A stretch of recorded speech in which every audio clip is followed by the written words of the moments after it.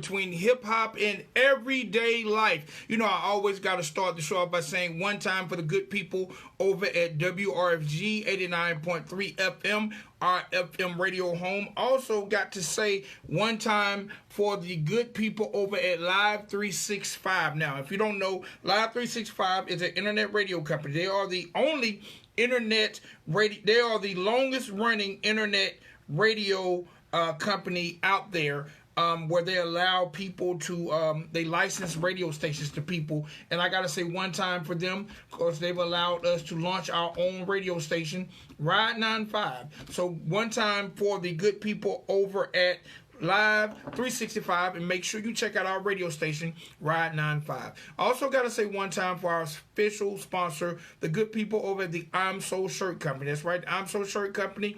They are an independent shirt company that designs shirts with you in mind. These shirts are designed with you in mind, but they're designed for you to represent who you are and what you stand for. Make sure you visit them at the I'mSoShirt.com. Again, that's the I'mSoShirt.com.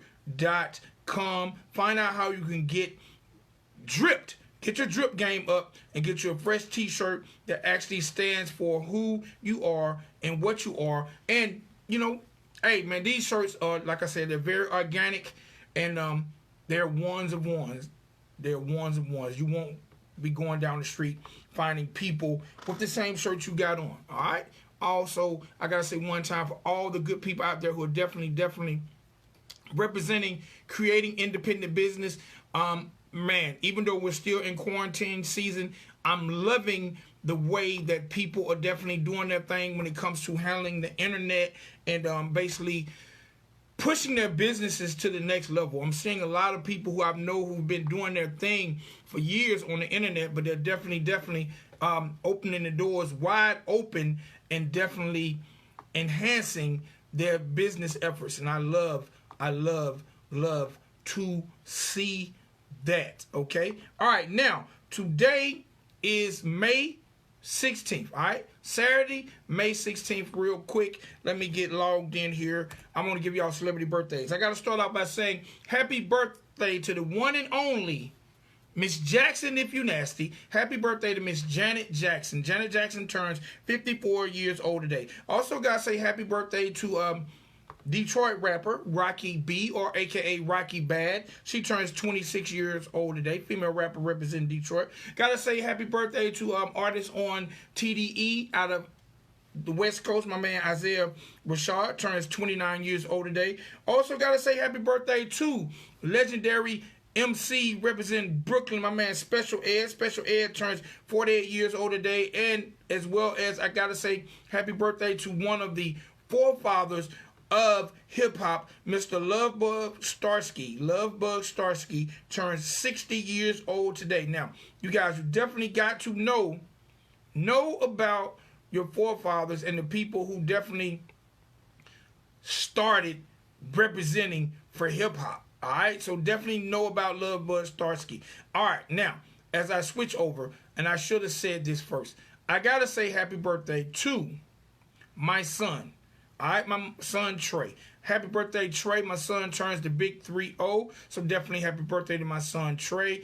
And to everyone who is definitely celebrating birthdays today, hopefully you're living your best life and taking life to the next level. Happy birthday to you guys. And man, y'all enjoy your day. Now, speaking of May 16th, a lot of people might not know, but I'm going to let you know. Today is National Piercing Day, all right?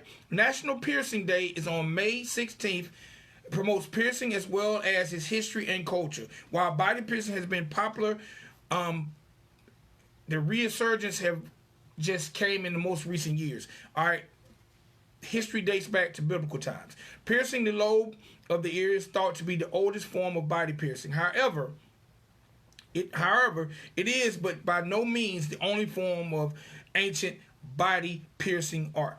All right. Now, the way you observe National Piercing Day is explore the world of piercing, share your experiences with body piercing, visit a salon, and, you know, get your nice little piercing, even if nose piercing, earlobe, however you choose to do. But if you participate today, please, hashtag National Piercing Day. So go get your piercing today, and hey, have fun with the people and celebrate by hashtagging National Piercing Day if that's your thing and you like to rock out like that. All right, now let me roll over real quick and give y'all a little hip-hop news. I'm sad to announce that my man J. Cole has officially pulled the plug on his Dreamville Festival 2020. Of course, this is due to COVID-19, the coronavirus, but there will be no Dreamville Festival this year. Sorry. Gotta say one time for my man Ludacris. It seems like Ludacris is working on a brand new album, and it's going to be produced by longtime collaborator and friend Timberland. So I'll definitely look forward to that. All right, I reported earlier some months back, Miss Priscilla Rainey, who has actually basically won everything from rapper Game. Well, now she claims that Game has transferred his houses, his cars, his publishing to his manager, Whack 100. So Game is basically saying he ain't got no money to give her. He's basically shifted gears. She's saying he's put everything in Whack 100's name. I'm not sure if that's possible. Gotta say one time, my man Tory Lanez, Tory Lanez has been killing it. He has that quarantine radio on Instagram where he just announced he has a brand new distribution deal, and he got a brand new R&B single called Temperature Rising. So we're definitely going to be listening out for that new single by Tory Lanez. All right, now, y'all know Lil Boosie is the most entertaining person on the internet right now. Well, it seems like Georgia Attorney General is after Boosie for child support for his youngest daughter. So we're going to definitely keep you guys posted when it comes to that. All right, my man R. Kelly, he's been trying to get out of jail, saying COVID-19 is the reason. Well, you know what? He's officially struck out. He's attempted 3 times at his freedom, and every time it's been shot down by the judge. So R. Kelly must remain behind bars. All right, and the last thing I got to announce is late Brooklyn rapper Pop Smoke. His album has officially been given a release date, and it's going to drop the first week of June. All right, so we're going to definitely keep you guys posted and hopefully be dropping some music by my man Pop Smoke, because I know they're diligently working on finishing up that Pop Smoke album. All right, and last but not least, y'all know Future released his brand new album yesterday, High Off Life. That thing went gold in 30 minutes. All right, gold in 30 minutes. So again, congratulations to my man Future. His brand new album, High Off Life, went gold in just 30 minutes. All right, ladies and gentlemen, boys and girls, you know how we do right here at the Ridin Durty Show. This platform is for people who are moving, shaking, and molding our culture. All right, if you're out there doing it through activism, through arts, entertainment, philanthropism, entrepreneurship, we are here for you. Ladies and gentlemen, boys and girls, today is no different than any other day on the Ridin Durty platform. So, ladies and gentlemen, boys and girls, we have a Renaissance man of sorts. My man is a lecturer. He's an expert on disaster, domestic violence, international politics, terrorism, school shootings. My man is definitely putting it down. Ladies and gentlemen, boys and girls, welcome to the Ridin Durty platform, Mr. Jerome Almon. How you doing today, sir? I'm doing great. I appreciate you. I'm down here in the ATL myself, dealing with all of the issues with Ahmaud Arbery, dealing with all of the issues within the hip-hop game, and, of course, we're all dealing with COVID. I appreciate you having me on the show. Man, welcome to the show. Thank you for working with me. I know I had a couple of time changes. I'm sorry for any inconvenience, but I'm so glad to have you on the platform, and I'm so glad to talk to you. First and foremost, let's talk about the life of Mr. Jerome Almon and where you from, and basically give us a brief explanation of your career. I'm from Detroit, the Motor City, of course. In addition to being a university lecturer, I spent a year in the Desert War as a paratrooper, tanker, explosive expert, but was drafted as a translator because Detroit has the largest Arabic population outside of the Middle East. I speak Arabic in addition to German and working Zulu. So I've been involved in everything, everywhere. I'm a very big activist in the black community and defending hip-hop 100%. And right now, all these issues have intersected and I'm currently in Atlanta right now recording. You may know my nephew, Turbo the Great, who produces Ghana and Baby. Definitely familiar with Turbo the Great. Let's talk a little bit about your fight for the black community and the things you got going on in the community before we talk about the music aspects, because you are very, very abreast in things that are going on in our community. Let's talk a little bit about this COVID-19 thing. What are your thoughts on COVID-19 and the coronavirus? First and foremost, people need to understand this is a country killer. Right now, we're not going to come back as the same country as we were before. We've been seriously degraded. We're on our knees at the moment, and our enemies know. Okay? I actually have studied the issue, worked with the president of Sierra Leone on the Ebola epidemic. And at that time, I predicted in an interview that this exact situation would happen, and I did it in that interview, although I did it a year earlier. I did that 2 years before Bill Gates' infamous prediction on the coronavirus at the TED Technology Conference. So right now, what black people need to know, what the community really needs to know, number one, while we're suffering such high death rates from COVID, and what it turns out, which I have in a complaint, which I filed October of 2019 with Health and Human Services, is this is the cause of the death rate. The hospitals in America use an algorithm, which is artificial intelligence, that if a black person comes into the hospital near death, that algorithm says don't give them treatment. If a white person walks in with a minor issue, it says give them maximum treatment. Okay? So now you have nurses saying they're seeing black patients and Latino patients not being treated, mostly black, and they can't understand why during COVID. This is the reason why. People need to understand it's an Almon Aubrey case every day of the year, but times 1,000. So we need to know that when you see the doctors, the politicians on TV saying they don't know why the death rate among blacks is so high, they do know. Some of them have called me. All of them have received the same information that you have received. We must address this because there's a chance in the fall this is going to be 10 times worse. This is what Dr. Fauci is warning of. So we have to clear this up right now. All right, now, most African Americans and Hispanics don't understand anything about this algorithm. Let's speak more on that. Like, why are we not receiving the treatment we need?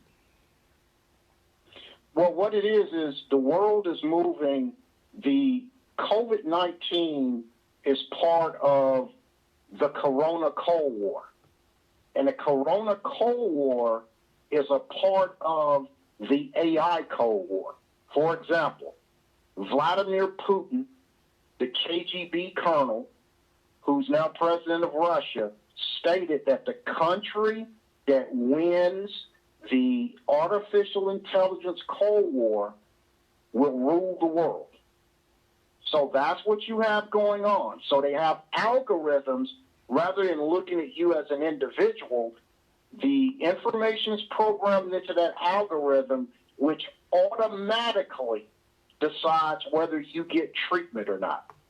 In other words, it's like the same thing has been found with facial recognition, that black people, when that facial recognition, which is, again, it's an algorithm, artificial intelligence, catches a black person, automatically criminal. Just like what happened with Ahmaud Arbery. But it's for everybody. It does it en masse. So it does the whole black race. It does all Latinos. But it goes after us primarily to label us criminals and to deny us health care. Whoa. All right, let's talk a little bit about Aubrey Abraham. first of all, that situation is tragic.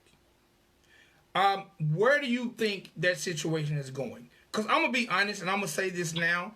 I feel a smoke and mirror coming, and I feel like these two gentlemen will get off.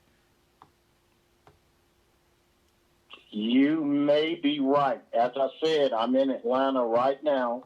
It's a really big deal down here because that happened in Brunswick, Georgia, which is south of here, closer to the Florida border, but in Georgia. And you're exactly right. From the beginning, the entire effort of the legal system was to protect the murderers.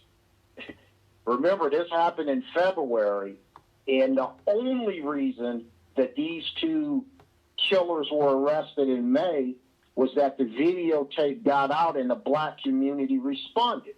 Matter of fact, as we speak, there's a big rally in Brunswick right now stating exactly what you just said, that they're looking for every reason to get these guys off the way they protect them because they're connected to the DA. That because this guy's an ex-cop, but it turns out he was dirty from the beginning. And the homeowner of where Ahmaud Arbery went to the unfinished home, he's admitted, he says, yeah, he's been there before. What he does is when he's jogging, he stops by and gets a drink of water. The homeowner knew it. He didn't care. He knew that Ahmaud Arbery was not trying to steal anything, vandalize anything, just on his way to jog, and he would stop by there and get a drink of water. And because when I seen the that they've lawyered up, and once I realized they've lawyered up and they've got some high profile lawyers, I'm like, okay, here comes the screw job. They're saying there's evidence that we'll see and we're quick to judge. I'm like, yeah, they're just trying to inform us that be prepared because we're gonna get these guys off. And I hope I'm not right, but that is my initial feeling of the situation. You're 100% right. And if we don't watch this situation, if we don't stay on top of it, if we don't demand number one, that this is the time where there should be a change of venue, right? As they brought in a prosecutor from Metro Atlanta, black female prosecutor, because the other prosecutors were working to defend the killers, right? They need to move that trial to Atlanta. They need to move it to where you're going to get a jury, right? A fair jury that is going to look at the evidence instead of what you're going to get in Brunswick, which is they're going to do everything to ignore the evidence. All right, let's go back to COVID-19 because I'm enjoying this conversation. How do you feel about Kemp? Because Kemp was one of the first to step forward and open up the state. How do you feel as far as Kemp goes as comparison to Mayor Keisha Bottoms saying, no, y'all be careful? Or like, how do you feel about that? Well, Brian Kemp and what COVID-19 has done, it's exposed people. And what it's let America know and understand is this is coming from white, middle class, upper middle class, and the majority of white rich people. And this is what they're saying. I had a think tank. I'm the only American. Okay? My think tank has defeated Google in the European Union and Australia when the experts said it was impossible. We got Google fined $20 billion with a B dollars in Europe, and Google is now begging the courts to protect Google from my think tank. You can go and search my name online and Dr. Janice Duffy Google and read all about it. So what you have is people like Trump and Kemp have been exposed. Whatever Trump tells Kemp to do, Kemp is doing it. Kemp is not substantial for the job. He is ignorant. Remember what he came and said in April. He wasn't aware that people could infect other people even though they showed no signs of being ill, called asymptomatic, right? Correct. He's in the home of the CDC. The CDC has been saying that since day one. How could he not know? And Mayor Keisha Lance Bottoms was 100% right. What he sees, and this is, I know President Trump personally. Again, you can go search the name Jerome Almon and President Trump, New York Times. You'll see an article on myself and President Trump. President Trump reads my emails, okay? This is what I said, and yesterday, the person that helped Trump write, the co-author of Art of the Deal, Trump's most famous book, stated, Trump doesn't care how many people die from COVID. And the person interviewing him on MSNBC is shocked that he said that, right? Right. I wrote that to Dr. Fauci because, again, I was working with HHS and CDC on a complaint I filed in October over the algorithm. I warned them. I warned the squad, AOC, spoke with her. I had Rashida Tlaib, another member of the squad, call me, and I stated the following to him. This is what you need to know about Trump particularly, and Kemp is a mini Trump. He's not intelligent enough to understand the issue, and he doesn't care to understand the issue and does not care how many people die from it. That biographer who was with Trump, who helped him write the book, said the exact same thing yesterday. People need to understand this. And I said that in January, and what does Trump do in April, late April? He says inject disinfectant into people to cure COVID, bleach and pine salt. And that's when I had people call me back, you were right. My God, I told you, I warned you. Kemp will do anything in the world to keep the money rolling in, just like if you notice, what has been the most corrupt group of officials in COVID?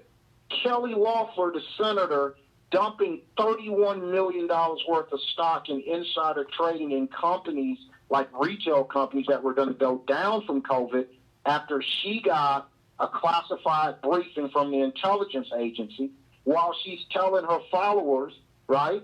She's telling her followers, oh, you don't have to worry about COVID. It's all a lie. It's not for real.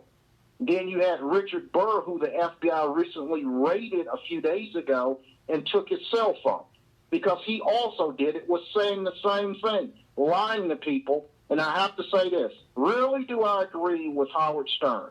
But Howard Stern put it right. He says at this point we have to blame Trump's followers.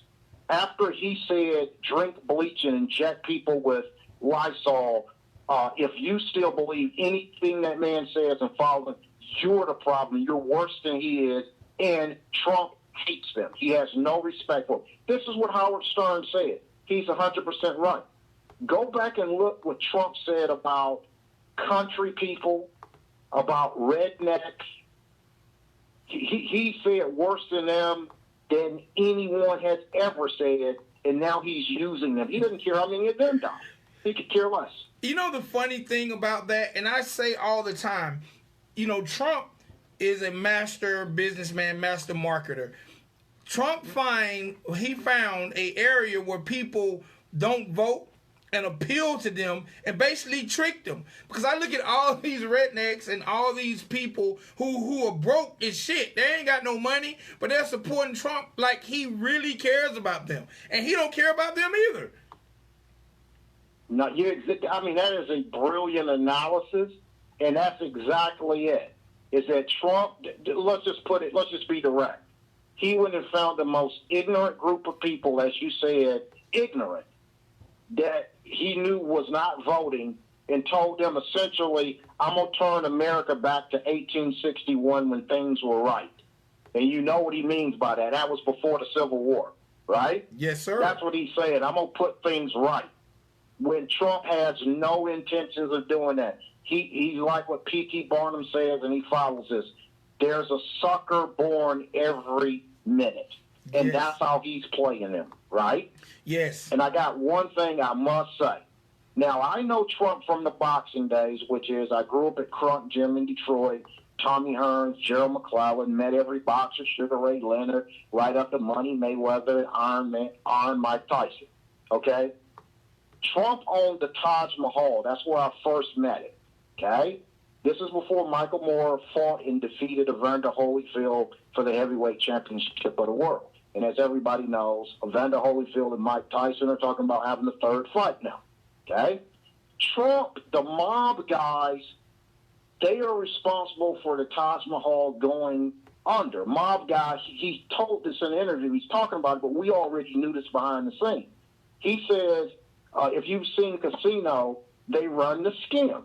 They said we had more money going through the floor and out the back door than Trump was getting in the cages of his own casino. They refer to Trump as Trump the Chump, and their motto is never wise up a chump. No one respects him that actually knows him. No one in the casino business. The head of MGM, Jim Norton, has no respect for him. The people in Vegas have no respect for him. They know he's full of BS. They know that he's the weakest thing going, which now the country is finding out, including the people, and a lot of them are going to the other side now, who support it. But a lot of people used to support it, like Howard Stern used to support it. Now, I have to ask, because, oh my God, we're going to run out of time. How can black people, moving forward, what are some steps that we can take to better our race? Well, this is what we need to remember. We're in complete control of that. Okay, this is according to the CIA. You can go look this up, the CIA World Fact Book. And it's called the Guide to Country Comparisons Within it. It's a pull-down tab. According to the CIA, the University of Georgia Selleck Center in 90 seconds. Black people in America, just black Americans, through our consumer spending, will be the 19th wealthiest nation on earth out of the 227 nations and territory that the CIA ranks. Let me put this in perspective. Okay? That is a larger economy than Australia. Okay? One of the wealthiest nations on earth. That's a larger economy than Norway, Sweden, and Switzerland combined. Are those poor countries? No, they're not. We donate $15 to $20 billion every year to charity and get nothing for it. Okay? $15 to $20 billion. That's 20 to 25 top-of-the-line hospitals in black cities and black states, okay? So we're in complete control of our destiny. We need a plan. The problem with America is the same problem we're having with black people right now.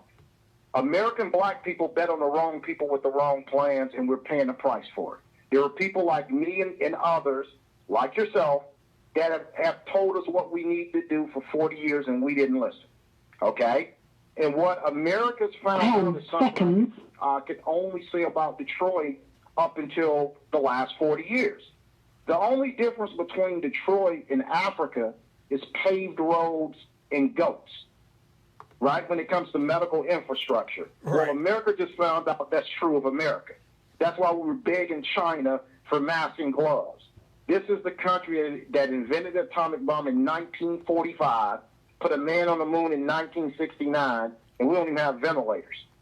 So what we need to do is be total standalone. Put that money to its best use for us. We can send every black kid to school, get them a trade, okay? We can have millions more black businesses in the black community. That's what we need to do. First and foremost is make the best use of that money. Second, we have a lot of power. We need to use it. No one can be elected. We decide who's president. If we vote, Hillary Clinton is president. We didn't turn up because we wouldn't get our fair cut. If we don't vote, then the other side wins. We're in a position to decide who becomes president. We must exercise that power, or there's no use in having power. Those are the two things we need to do right now. And we demand of people, the politicians, the networks, none of them can survive as people are finding out.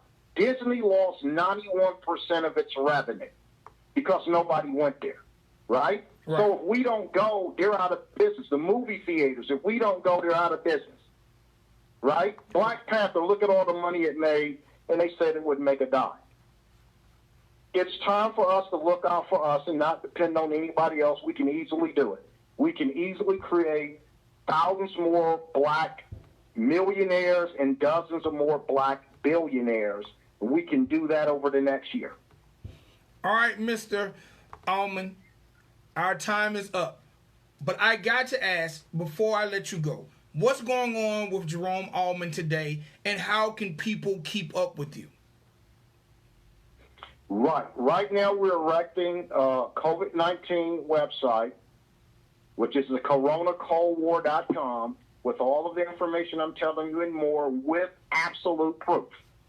Secondly, I'm in Atlanta right now recording, right? We have a very big announcement concerning millions of dollars going into the black community, right, to help out during COVID. We'll be making that announcement within the next 2 weeks, okay? We're recording, and you're going to see how it's tied in. I'm also right now working with Congress people on correcting the issue of the algorithm. Again, like Congressman Rashida Tlaib out of Detroit, we're working to correct this, and we're also working to make sure 2020, the election, works out for us. So I'm staying busy. The think tank is still working.